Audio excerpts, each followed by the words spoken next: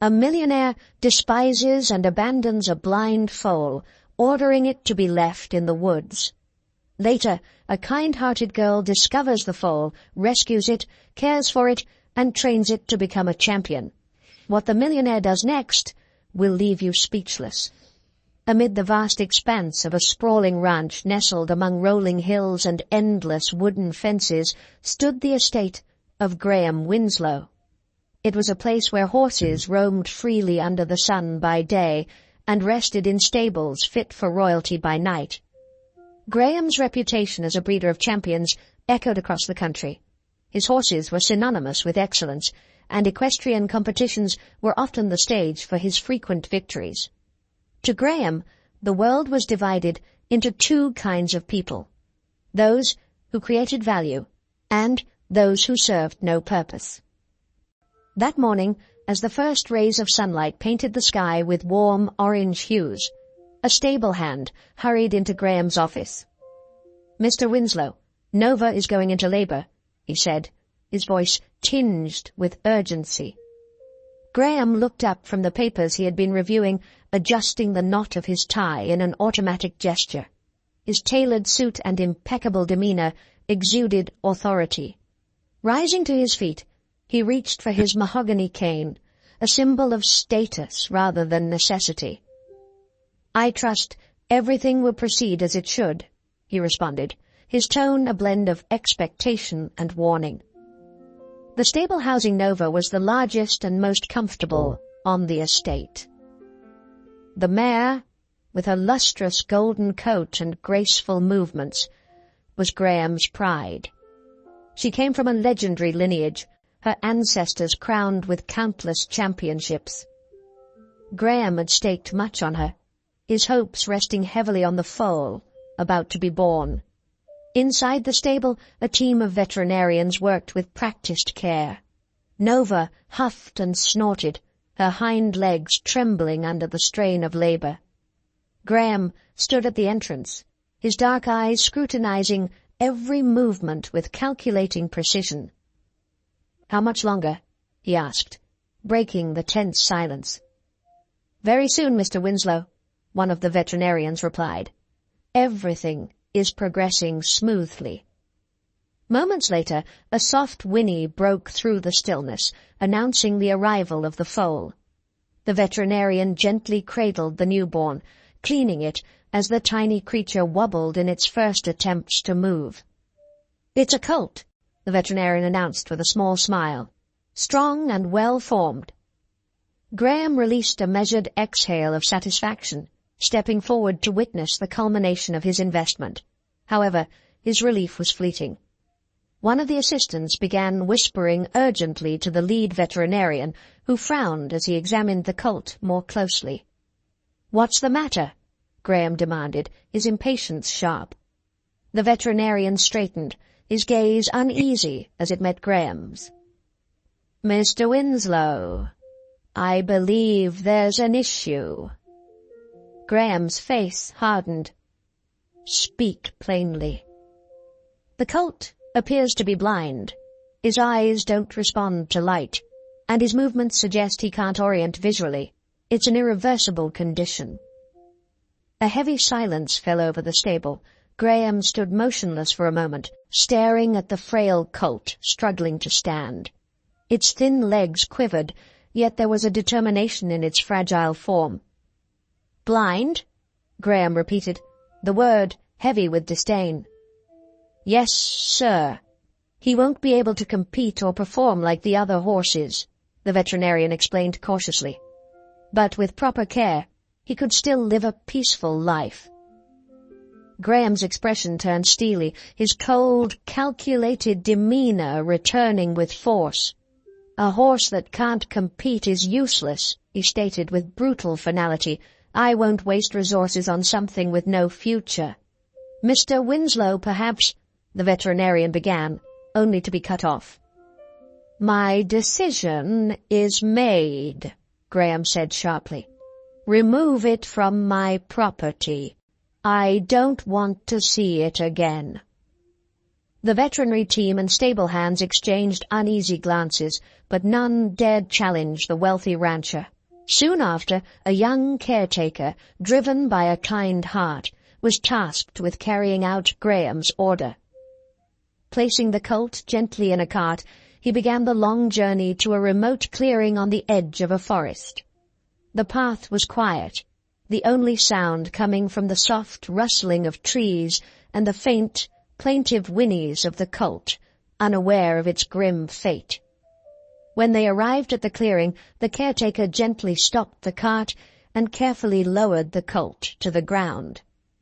"I'm sorry, little one," he said, softly, his voice heavy with regret as he stroked the colt's moon-white coat. "I wish there was more I could do for you." Alone and disoriented in the shadowy depths of his world, the colt stood, releasing small, plaintive whinnies in search of a response that never came. Confused and separated from his mother, he finally curled up on the cold grass, his body trembling as the night wind began to stir. Deep within him, a faint spark of resilience flickered, though he didn't yet understand it. The night had fully descended, blanketing the landscape in darkness, with the clear sky above revealing an endless expanse of stars. In a modest cabin nestled near the edge of the forest, 12-year-old Sadie Harper, a spirited girl with boundless energy and an empathetic heart, was finishing the evening dishes alongside her mother.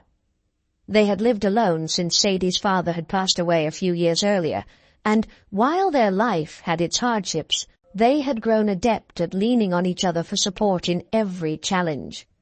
As Sadie dried the last of the plates, a strange sound filtered through the quiet of the evening. She froze mid-motion, dropping the dish towel and straining her ears. "Mom, did you hear that?" she asked, her curiosity piqued as she turned toward the window. "Hear what, sweetheart?" her mother replied, her voice distracted as her hands busied themselves with her own tasks. "A whinny. I swear I just heard a horse," Sadie insisted. Her mother furrowed her brow, setting aside her work. She gazed out toward the dark expanse of the forest, which loomed large and mysterious under the moonlight. Sadie wasn't so easily convinced that it was nothing. Ever since she was little, she had always felt a unique connection to animals, spending hours tending to the family's chickens or comforting their aging dog. Often, her mother found her cradling injured birds or caring for stray animals. "It's not just any animal, Mum. It sounds like a horse, and it sounds scared." Before her mother could stop her, Sadie grabbed an old flashlight from the shelf by the door and dashed outside. "Sadie, come back. It's too late, and the forest isn't safe at night."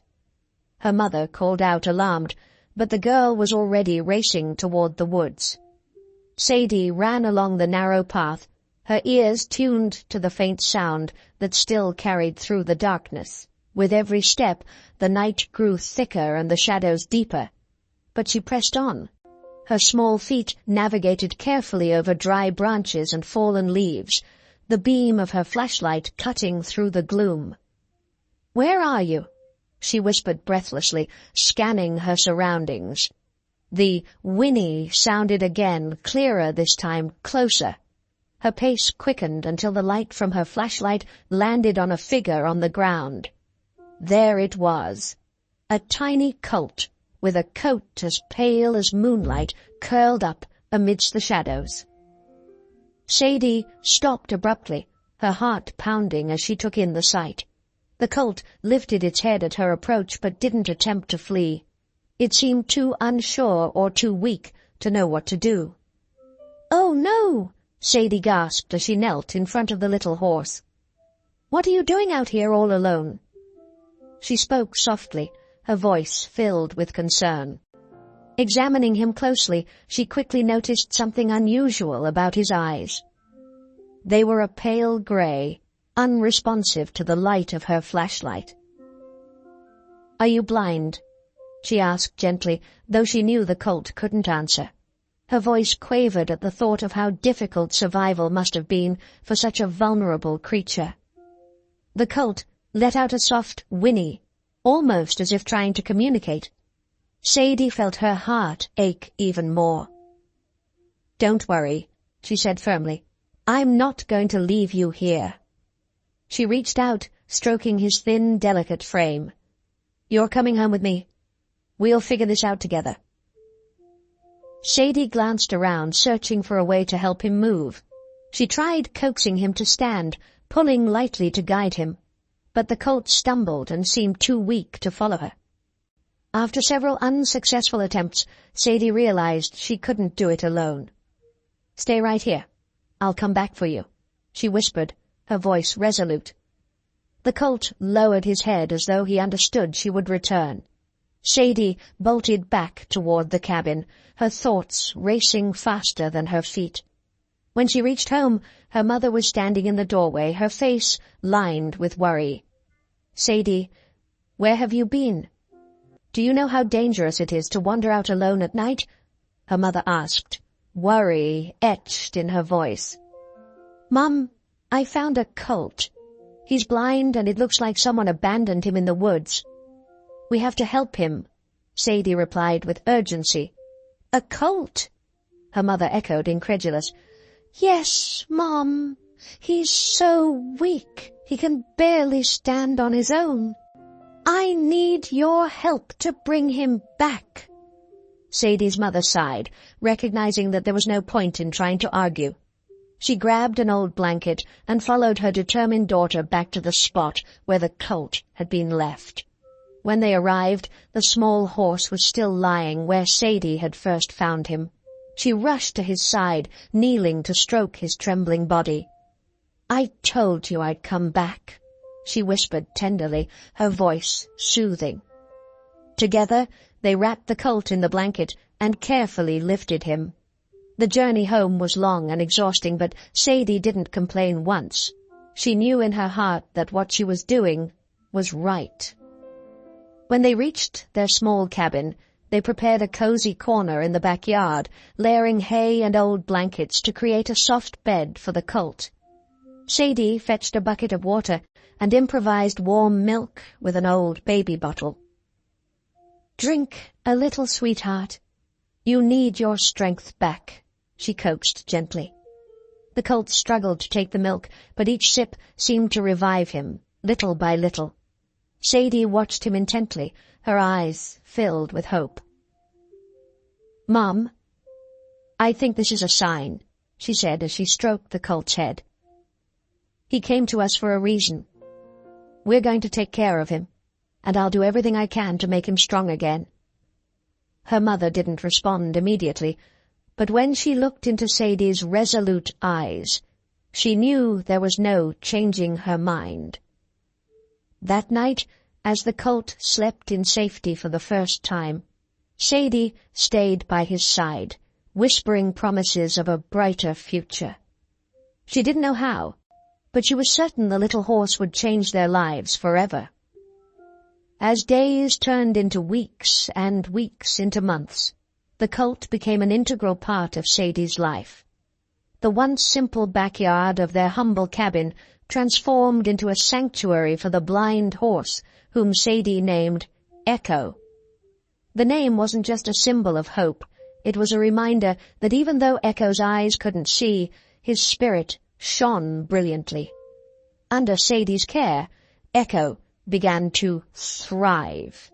Every morning she would wake up early to clean his makeshift pen and ensure he had enough to eat. Despite the challenges, she faced each day with unwavering determination, driven by the bond she shared with Echo. Echo's blindness didn't stop him from trusting Sadie completely. She became his guide, using her voice and gentle touch to lead him. She even tied small bells to her clothing, teaching him to follow their sound. "Come on, Echo. Today we're going to practice walking in a straight line," Sadie encouraged, holding a lead rope as the colt cautiously followed her. Every tiny step forward felt like a victory. Though clumsy at first, Echo began moving with more confidence, placing his trust entirely in Sadie's hands. Not everyone in their small town supported Sadie's efforts. Some neighbors whispered behind her back, claiming she was wasting her time on a useless animal. "You should sell him, girl. He's a blind horse. What good is he?" A man scoffed one day in the town square. Sadie lifted her chin, her voice unwavering. "He's not useless. He just needs a chance." Her words weren't just a defense. They were a promise. She refused to let anyone diminish Echo's worth. One afternoon, as they practiced in the yard, something unexpected happened. Echo, who had been cautiously following Sadie's lead, stopped abruptly. His ears twitched, as though he was sensing something beyond Sadie's perception. She turned to him, curiosity sparking in her gaze. "What's wrong, Echo?" Sadie's voice was filled with concern as she watched the young horse. Suddenly, the colt began trotting on its own, guided by the jingling bells tied to her wrists. Sadie stood in awe, watching Echo navigate the space with a confidence she'd never seen before. It was as if he had discovered a way to overcome his blindness, relying completely on sound and their shared connection. "You did it, Echo. You did it all by yourself," she exclaimed, running to him and wrapping her arms tightly around his neck. That small victory sparked an idea that had been lingering in her mind for weeks. Despite knowing it wouldn't be easy, Sadie felt a growing determination to train Echo for something greater. She had heard about local equestrian competitions, and while she had never seen a blind horse participate, she was convinced that Echo had what it took to excel. "We'll show them what we can do," she whispered to the colt one evening as she brushed his coat. "No matter what anyone says, you and I can make it happen." With newfound resolve, Sadie began to study in secret. From a distance, she observed the training sessions at the sprawling Winslow Ranch, absorbing as much as she could about their methods. Though she couldn't get too close, she adapted what she learned for Echo, incorporating sounds, keywords, and gentle physical cues to guide him. The training sessions were long and exhausting, but every effort felt worthwhile. Echo began to respond to her commands with increasing precision, mastering turns, halts, and even trotting in flawless circles. Their bond grew deeper with each passing day. Sadie was not just his trainer. She was his companion, his guide, and his family. Meanwhile, Graham Winslow, the wealthy ranch owner who had dismissed the blind colt as useless, remained oblivious to the transformation happening just beyond his estate. As Sadie looked at Echo, she saw what no one else could, a champion's spirit, burning with determination. Though the road ahead was daunting, the whispers of doubt from the townsfolk only fueled her resolve. Slowly but surely, their hard work began to pay off. In the humble backyard where they practiced, Echo displayed an ability and willpower that surpassed even Sadie's expectations. Each day the colt grew more confident, as if he understood he was destined for something extraordinary. One afternoon, as Sadie adjusted their makeshift training rope for practice jumps, her mother emerged from the house with a troubled expression. "Sadie, we need to talk," she said, arms folded across her chest. Sadie, sweaty and tired from her work, let the rope fall and walked over. "What's wrong, Mom?" she asked. "I've heard people in town talking," her mother began. "They think you're wasting your time with that horse. They say you should focus on school or helping more around the house." The words stung, hitting Sadie in the depths of her heart. She glanced at Echo, standing calmly a few feet away, and felt a surge of determination ignite within her. "Mom, I know not everyone understands what I'm doing," she said firmly. But Echo isn't just a horse. He's special, and I know we can accomplish something incredible together." Her mother sighed, recognizing the fire in her daughter's eyes. Since the day Echo had entered their lives, she had watched Sadie pour herself into her work with a level of dedication and maturity that was nothing short of remarkable. "All right," she finally said, "but promise me you won't forget your other responsibilities." "I promise," Sadie replied, her smile filled with gratitude. With her mother's renewed support, Sadie redoubled her efforts. The small backyard that had served them so well began to feel limiting. Determined to find more space for Echo to train, she explored the surrounding area. One day she stumbled upon an open field near the river, perfect for their needs. For weeks, Sadie and Echo trained in that secluded spot, far from the prying eyes of the townsfolk. There, she began teaching him to jump over small obstacles. Using branches and logs she carefully arranged, she guided Echo with her voice and the sound of the bells she wore. The progress they made together was undeniable, their connection growing stronger with every leap forward. "Let's go, Echo. You can do it." Sadie's voice carried encouragement as she urged her horse to overcome each new hurdle. At first, the jumps were small, barely a few inches off the ground. But as time passed, Echo grew stronger and more confident, and the heights gradually increased. Each time he successfully cleared a jump, Sadie celebrated with unbridled enthusiasm, stroking his neck and rewarding him with apple slices. "I knew you could do it, champ," she whispered with pride, wrapping her arms tightly around him. One afternoon during a training session in the field, the hum of an approaching engine broke the quiet. Looking towards the road, Sadie saw a sleek black pickup truck roll to a stop nearby. Two figures stepped out, a broad-shouldered man dressed in expensive clothing and a younger man with a camera in hand. Sadie immediately recognized the older man, Graham Winslow, owner of the largest estate in town. Though she had never met him, his reputation preceded him. Known for his arrogance and disdain for those he deemed beneath him, Graham was a man of considerable influence.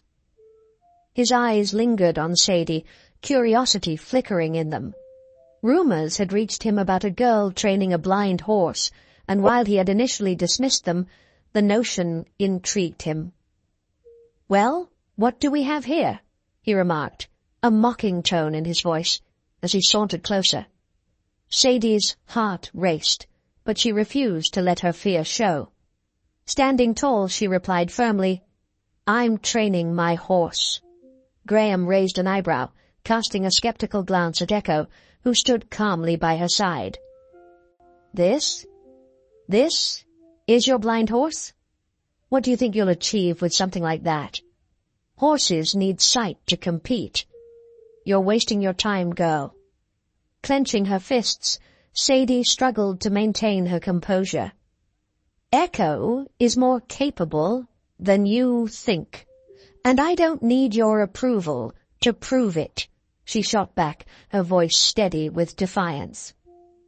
Graham blinked, momentarily caught off guard, but his haughty demeanor quickly returned. "Well, good luck, kid. Don't get your hopes up. Horses like that don't get far." With that, he turned and strode back to his truck, leaving Sadie simmering with a mixture of frustration and newfound resolve. "You'll see, Echo," she said, a determined smile spreading across her face as she looked at her horse. "We'll prove them all wrong, even him." From that day on, Sadie trained harder than ever. She knew the journey would be grueling, but she believed Echo was destined to shine, even in a world that refused to see his worth. What she didn't know was that her encounter with Graham Winslow was only the beginning, and that fate had much greater plans in store. Months of tireless preparation led to the long-awaited day. Sadie had managed to register Echo for their first local equestrian competition. Convincing the organizers had been no small feat. She had to demonstrate Echo's abilities and persuade them that a blind horse could indeed compete.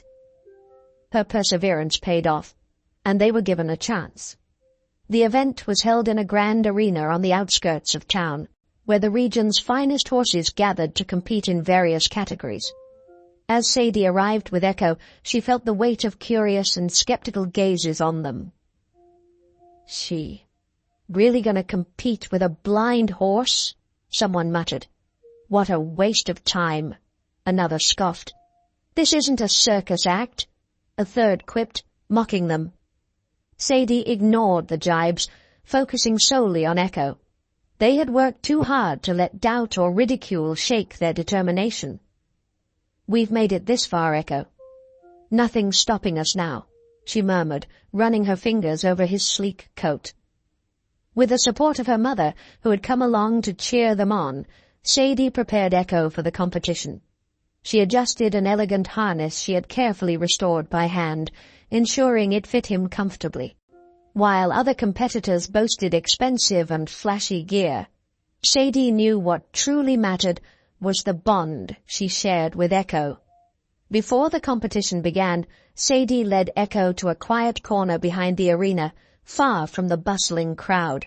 She wanted to calm him down and go over the signals they had practiced endlessly. Listen to my voice, Echo. No matter what happens out there, just focus on me, she said firmly, her tone steady and soothing. We've got this. Echo flicked his ears toward her, recognizing her voice, as he always did. His trust radiated back to her, filling Sadie with determination. Moments later, the announcer called for the participants in their category to gather. It was a challenging obstacle course, designed to test the horse's ability to leap and follow their rider's commands with precision. Sadie mounted Echo gently, guiding him to the starting line. From her elevated position, she caught sight of Graham Winslow sitting in one of the main stands, surrounded by wealthy ranchers. Though she hadn't seen him in years, she knew he wouldn't recognize her. To him, she was just another face in the crowd. As she stroked Echo's neck, she thought, "That's the man who abandoned you. But today isn't about him. Today is about you."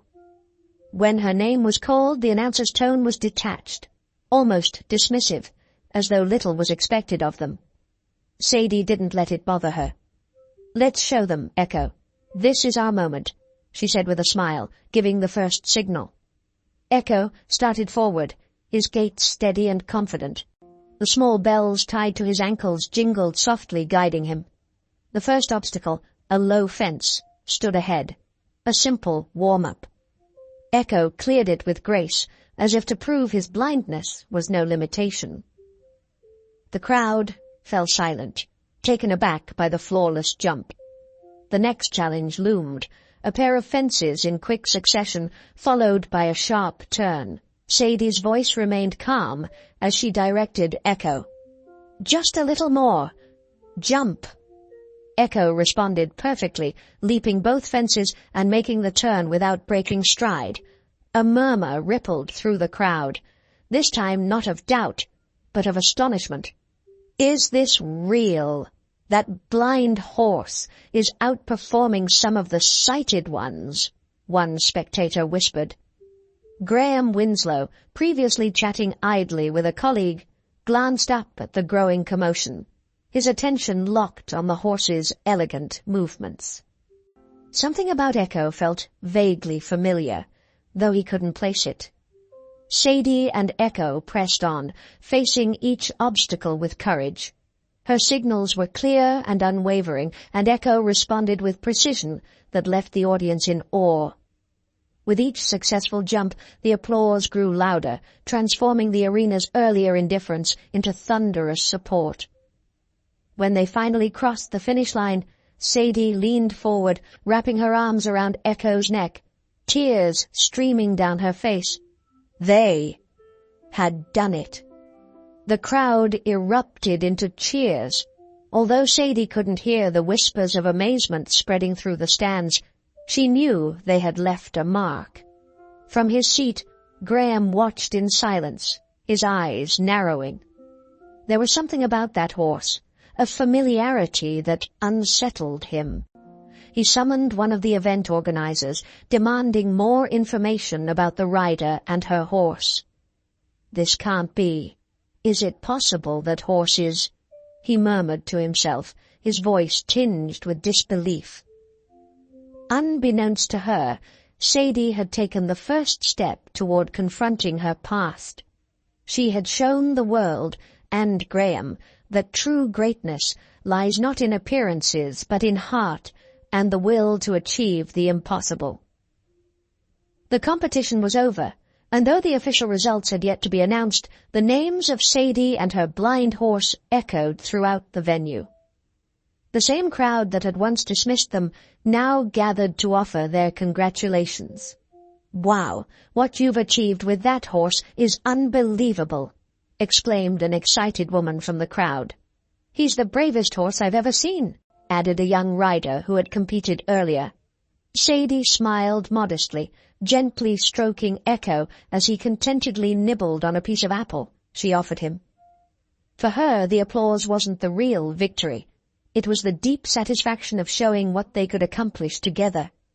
Yet, not everyone shared in her joy.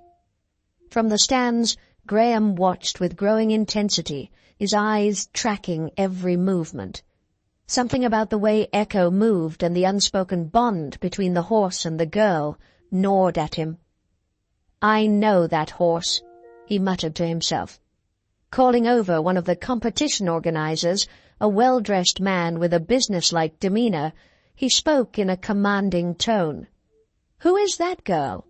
And what do you know about her horse?" The organizer flipped through his notes before answering. "Her name is Sadie Harper. The horse belongs to her.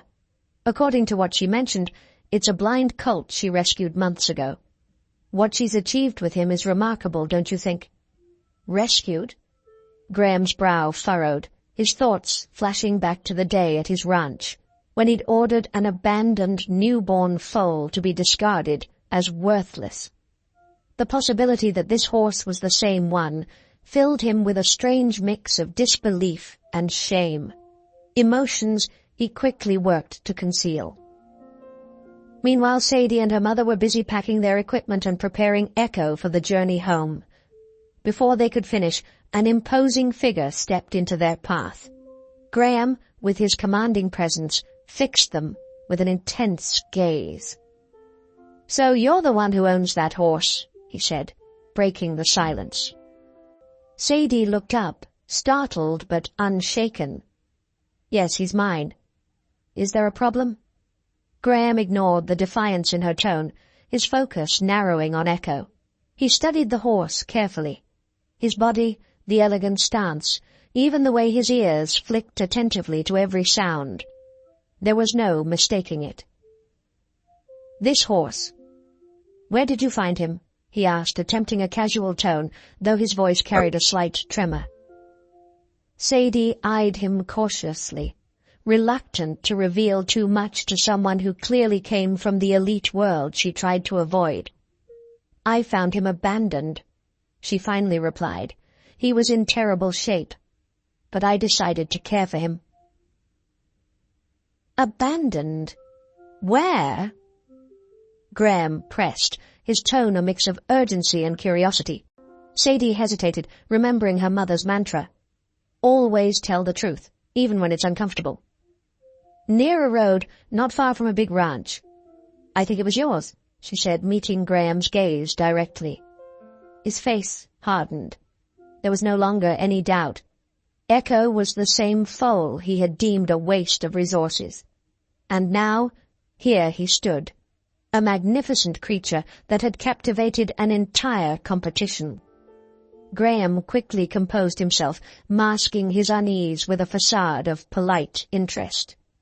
"He's an exceptional horse," he said, trying to sound casual. "I'm truly impressed with what you've accomplished." Sadie didn't respond immediately, sensing there was more behind his words. "I'd like to make you an offer," Graham continued. "I'll buy him from you for a generous sum, let's say $100,000. Sadie's eyes widened in shock. The amount was staggering, especially for someone who lived with so little. Her mother, standing a few steps away, stepped closer, equally astonished. "That's a lot of money," her mother murmured, but Sadie didn't break her stare from Graham. "He's not for sale," she said firmly, surprising even her mother with the conviction in her voice. Graham raised an eyebrow. He wasn't used to being told no, least of all by a young girl. "Listen," he said, trying a more persuasive tone. "This isn't something you can just dismiss. With that money, you could help your family, improve your home, maybe even buy other horses. It's a once-in-a-lifetime opportunity." Sadie drew a deep breath before responding. "Echo isn't a possession or just a horse. He's my friend, and together we've overcome things you couldn't even imagine. No matter how much you offer, he's not for sale." Her words struck Graham like a blow.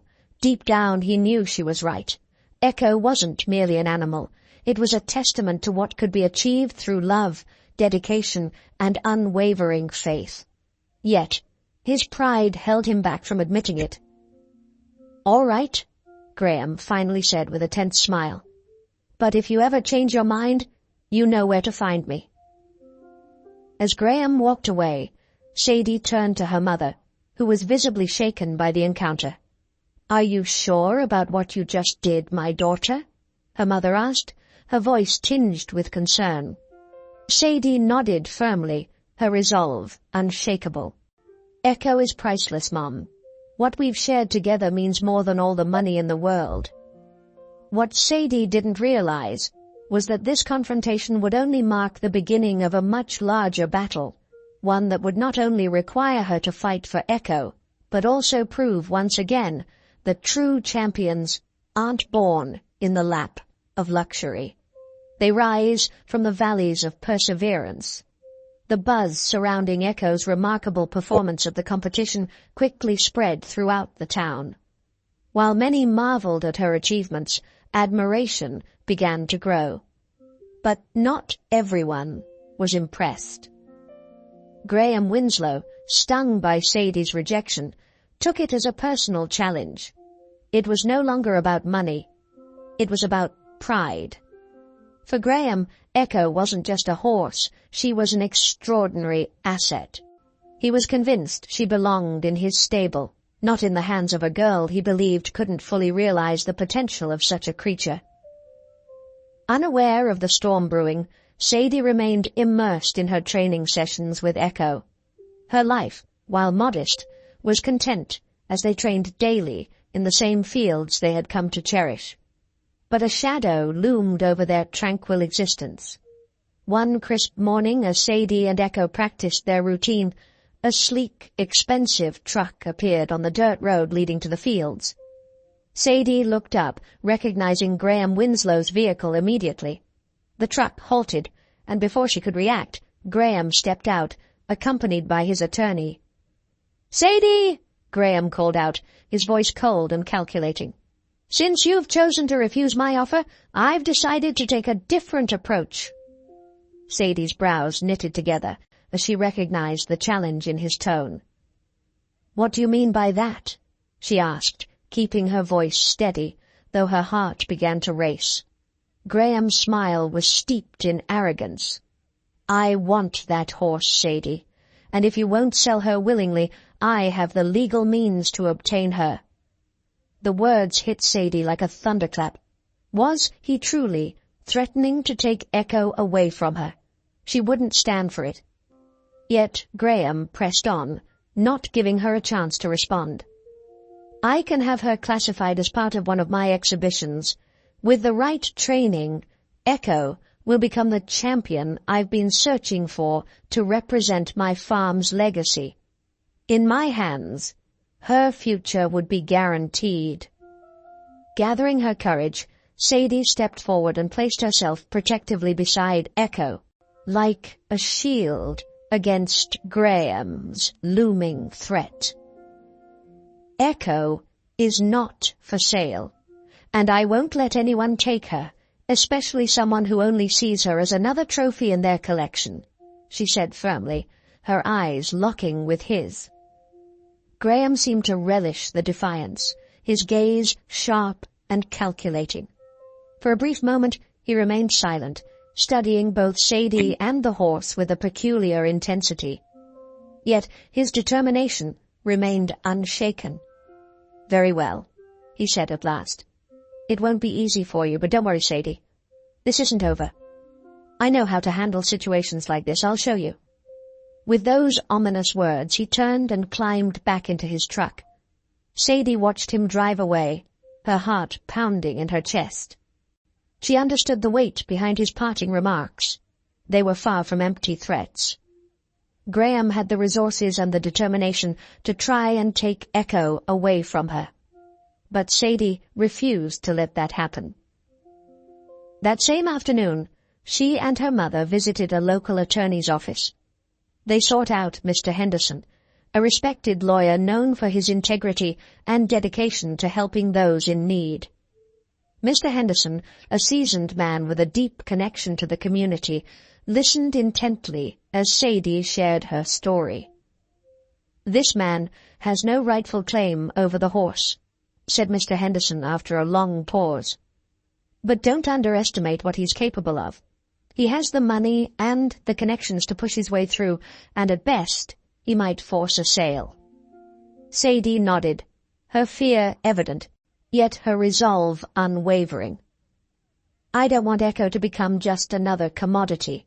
I want him to stay with me, to keep training and showing the world what we can achieve together." Mr. Henderson's gaze lingered on her, recognizing the fierce determination in her eyes. "Then we'll fight. We won't let him take away what's rightfully yours. But you must be ready. It won't be easy." "I know," Sadie replied firmly. "I know. But I won't give up."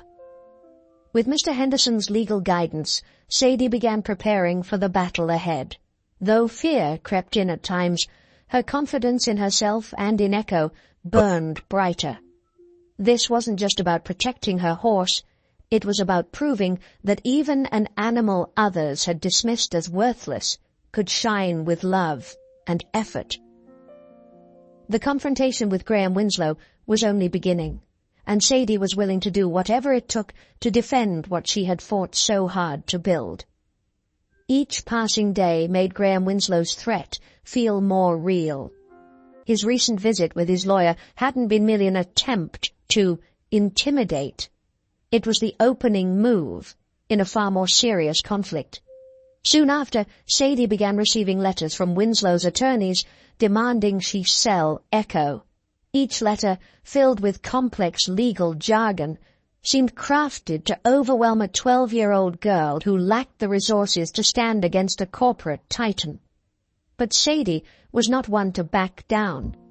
Every time a new letter arrived, she read it carefully before handing it over to Mr. Henderson, who helped her untangle the legal complexities. With his support, she began to understand the terminology, realizing that while Winslow might have wealth and influence, he didn't have any legitimate claim to Echo.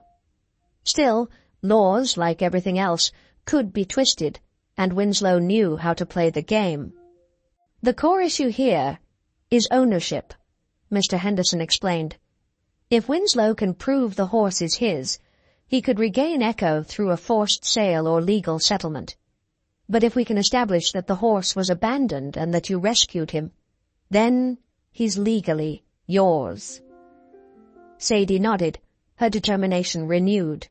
She had saved Echo, nurtured him, trained him. Under her care, he had transformed from a frail, blind colt into a champion. How could anyone else dare to lay claim to him? As the court date loomed closer, Sadie's nerves intensified. Defending Echo wasn't just a personal battle. It was beginning to take a toll on her family as well, who feared the financial strain of a costly legal fight. Despite the looming threats, Sadie never stopped training Echo. From the first light of dawn to the fading glow of sunset, they worked tirelessly, perfecting their jumps, refining their movements, and deepening the bond between them. Sadie wasn't just preparing Echo to excel in competitions. She was preparing him to be strong for the challenges ahead. One morning, while Sadie and Echo were practicing in the field, her mother approached with a worried expression. "Sadie, the trial is tomorrow. Are you ready?" Sadie paused, running her hand along Echo's neck, drawing strength from the calm her horse always gave her. "I'm not sure if I'm ready, Mom. This is all so overwhelming. But I know how I feel. I know what Echo means to me. I won't let anyone take him from us." "I know, sweetheart. I know," her mother replied, pulling her into a tight embrace. "We're with you, no matter what happens." The day of the trial felt like a battlefield to Sadie. The courthouse was brimming with tension, the air thick with whispers and stares.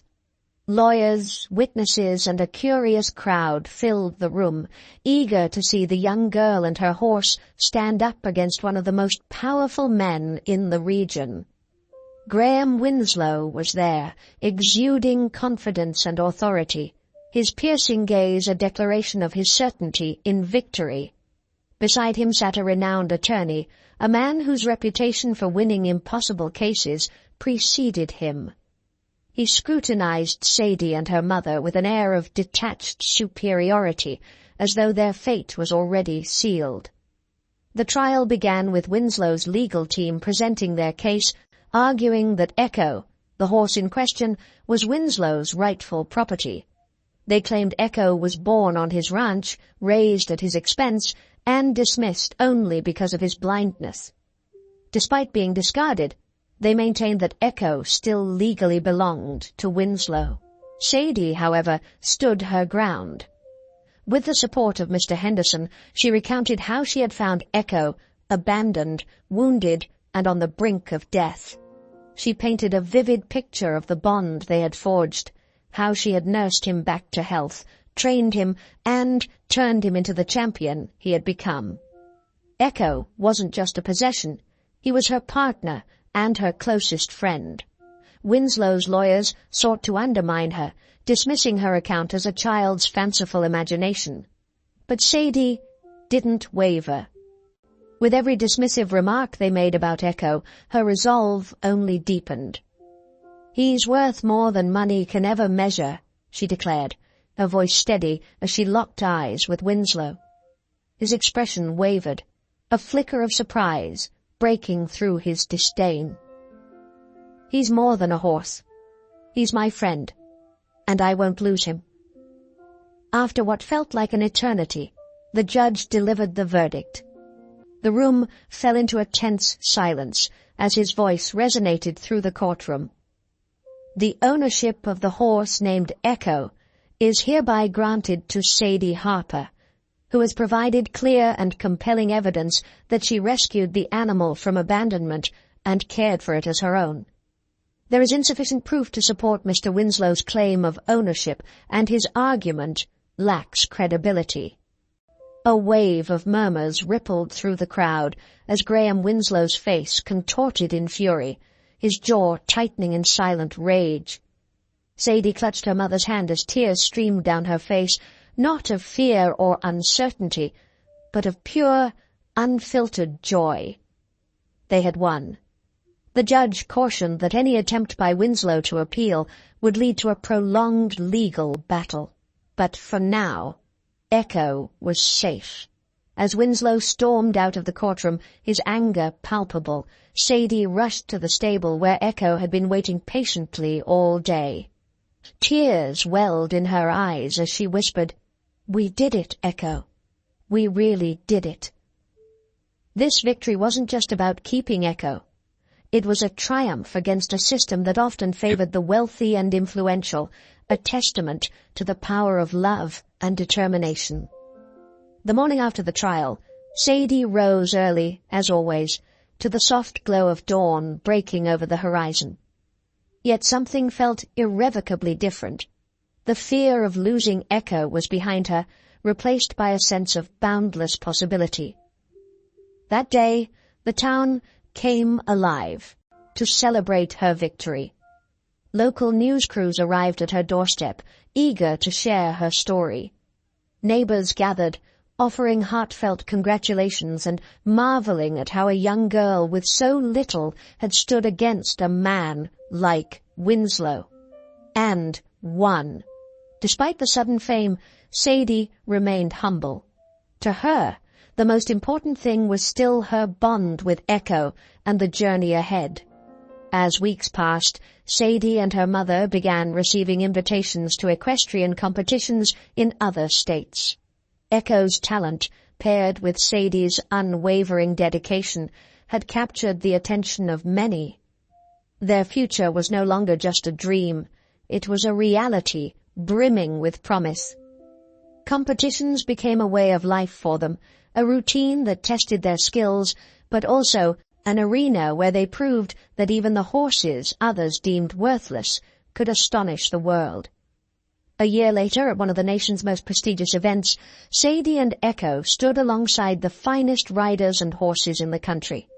The atmosphere was charged with tension, but Sadie felt a calm resolve. Regardless of the outcome, she had already achieved the unimaginable. She had given a voice to the voiceless, hope to those who had been denied a future. With Echo by her side, no challenge seemed insurmountable. When the judge announced the winners, the name Sadie Harper and Echo echoed through the arena. The crowd erupted into thunderous applause. Sadie, her face radiant with joy, wrapped her arms around Echo. He was not just a champion. He symbolized everything she had accomplished through hard work, love, and perseverance. That same evening, as they prepared to head home, a familiar figure approached. Graham Winslow had come, but not with threats or legal papers. This time he stood alone, his demeanor marked by defeat, but also by humility. "Sadie," Graham began, his voice lacking the sharpness of past encounters. "I wanted to congratulate you. Your horse is a true champion, not just for what he achieved today, but for everything he represents." Sadie regarded him silently, measuring his words. She knew this wasn't an apology, nor was it an attempt to reclaim Echo. It was something different, a reluctant acknowledgement from a man unaccustomed to humility. "Thank you," she replied calmly.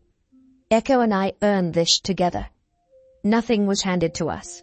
We fought for every moment of this journey." "I know," Graham said, his gaze shifting to Echo with an expression of admiration tinged with respect. "What you've done with him, it's remarkable. You didn't just give him a chance. You showed the world the power of determination." Sadie's eyes were unwavering. "You didn't give him to me, Graham. I gave him everything he has, and that is the greatest gift anyone could ever receive." Graham nodded slowly, as if finally understanding a truth he had long overlooked. Without another word, he turned and walked away, leaving Sadie and Echo under the warm glow of the setting sun. In the days that followed, life returned to its familiar rhythm. Sadie and her mother resumed their training, keeping their focus on what mattered most, Echo's well-being. Though challenges remained, Sadie's future now gleamed with promise. She had come to realize that true victory wasn't found in trophies or medals, but in the journey she had shared with Echo. It was a lesson of kindness, courage, and perseverance, one that transcended any obstacle. As Sadie and Echo continued to compete, their names became legendary across the country. Yet for Sadie, every round of applause reminded her of how far they had come. She had turned her life, and the life of a blind colt no one wanted, into a story of hope, resilience, and love. Together, they showed the world that even the seemingly weakest could rise to become the greatest champions when given the chance. With each leap, each race, each stride, they built a future brimming with boundless possibilities, not just for themselves, but for anyone who dared to believe that anything was possible with heart and determination. Wow, what a story, right? It's the kind of tale that sticks with you long after the last word. Think about it. A millionaire like Graham Winslow, with all the power and resources in the world, discards a blind foal like it's nothing. Yet Sadie Harper, a humble, determined young girl, not only saves that same foal, but turns him into a symbol of hope and perseverance. Isn't that the kind of story that makes you reflect on the real meaning of success? This isn't just about Echo's transformation. It's about how the world often undervalues those who don't fit its narrow definition of potential. Echo, the blind colt, wasn't worthless. He just needed someone to believe in him. And Sadie? She's proof that a kind heart and unwavering determination can create miracles. Together, they challenge the idea that worth is tied to what society deems useful. But here's where it gets even more compelling. Graham's eventual humility at the end, was it genuine growth, or just a bitter acknowledgement of what he lost? This part of the story really sparks debate. Can someone like Graham truly redeem himself? Or is his admiration for Sadie and Echo too little, too late? What I love most is the lesson this story leaves us with. Greatness isn't about wealth, power, or trophies. It's about heart. It's about fighting for what matters, even when the odds are stacked against you. Now, I want to hear from you. What part of Sadie and Echo's journey moved you the most? And do you think Graham Winslow deserved a chance at redemption? Drop your thoughts in the comments below. I'd love to hear your take on this heart-warming yet thought-provoking story. Let's keep the conversation going.